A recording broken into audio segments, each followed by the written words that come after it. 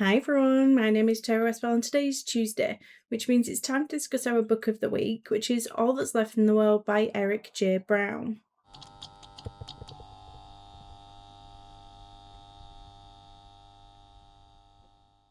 So first, this is a spoiler-free section, so if you haven't read this book yet, don't worry about it, it won't be spoiled for you here. There will be some spoiler-related things that I want to discuss, but that'll be later on in the video and you will get plenty of warning. If you'd like to join in on any of the discussions, send me your thoughts, comments, or even a short video clip of you discussing the book, then I'll list the next upcoming 4 books in the description below. So I rated this book 4 stars. I really enjoyed it. In fact, I was quite surprised with just how much I enjoyed it. I haven't read that many sort of post-apocalyptic books before. I'm not really sure why, because it seems like it really should be up my alley. And after reading this one, I think I should definitely pick up more. One thing I also really appreciated is that this is first and foremost an LGBTQ story. I have read many books before that have had LGBTQ characters, but not necessarily where their relationship was so central to the story, especially in this kind of setting or genre. Okay, so quick summary. This book follows 2 teenage boys as they try to navigate and survive after a deadly virus has wiped out most of the population. When their paths cross, they begin travelling with each other, navigating this dangerous world as they slowly learn to trust one another. At its heart, it is a survival story, but it's also a coming-of-age romance about hope, grief, and finding connection in a world that's been completely turned upside down. If I had to compare this to any other book, I'm actually not really sure what I would compare it to because I haven't read that many apocalypse books before. However, if you are looking for something that is post-apocalyptic, that has a primary focus on hope, relationships, and character development, then I think that this one is a great place to start. One thing I really liked about this book was how character driven it was. Like, yes, there is an apocalypse happening around them, however, it isn't obsessed with giving you every little detail about the virus or constantly throwing action scenes at you.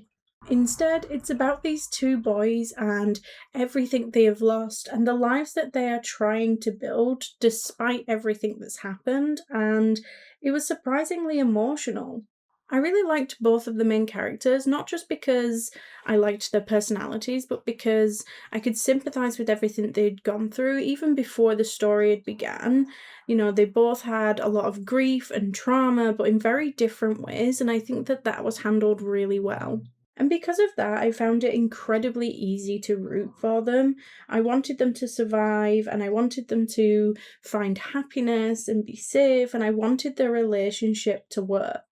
The romance was another highlight for me. It was definitely a slow burn, but I do think that that's exactly what this story needed. Nothing felt rushed, it just built naturally over time as these characters learnt to trust one another, and I think it made it feel so much more believable. I think sometimes slow burns can feel a little bit frustrating, but this one just felt really well earned.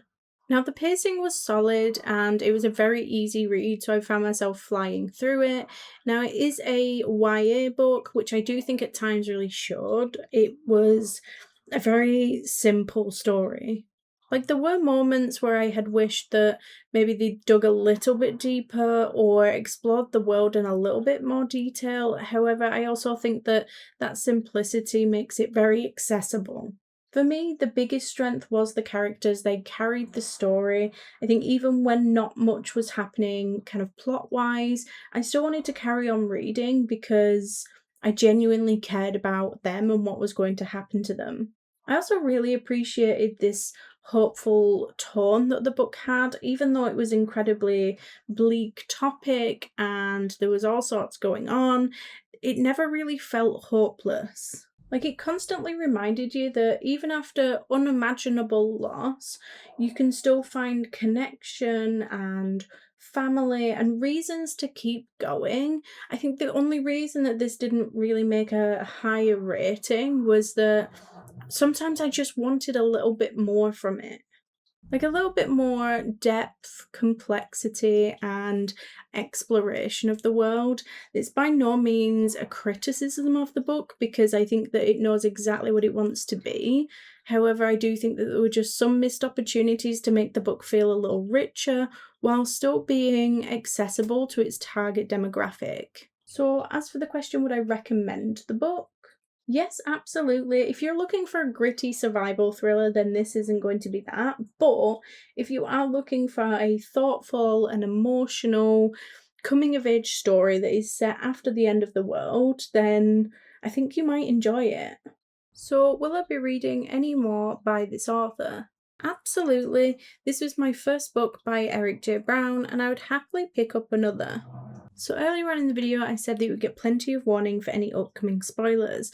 Now this is that moment, so if you haven't read this book yet, I would suggest going doing that first, because beyond this point, there'll absolutely be spoilers.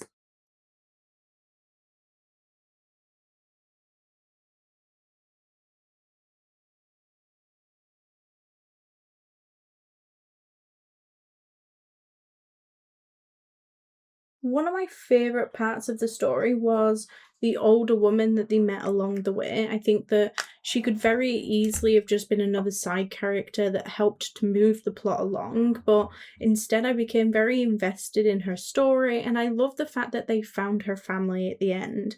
With a book that's just filled with so much loss, it was a really nice, hopeful moment that reminds you that even though these characters have been through so much and had so much loss, there's still good things waiting for them. And I feel like that sort of sums up the whole book. Like, yes, it is set after the end of the world and it is sad and they have experienced unimaginable loss. However, underneath all of that, it's still an incredibly hopeful story. I also loved watching the romance slowly develop because it never felt forced, it wasn't instant love, and it didn't feel like it was just there because the story needed romance. Like it grew naturally through shared experience and just simply surviving together.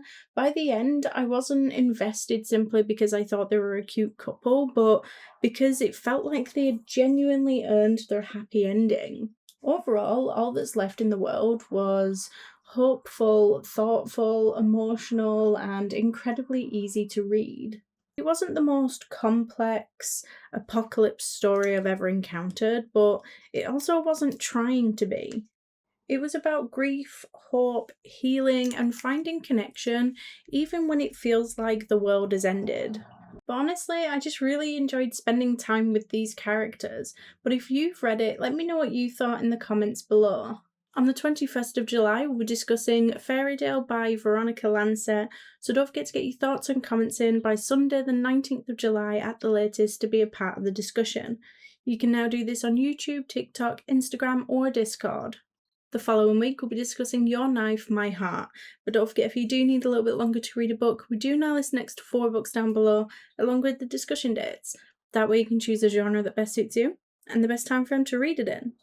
Thank you all for joining, and if you like this video, please don't forget to like and subscribe. It's always appreciated, and I will see you next week. Bye!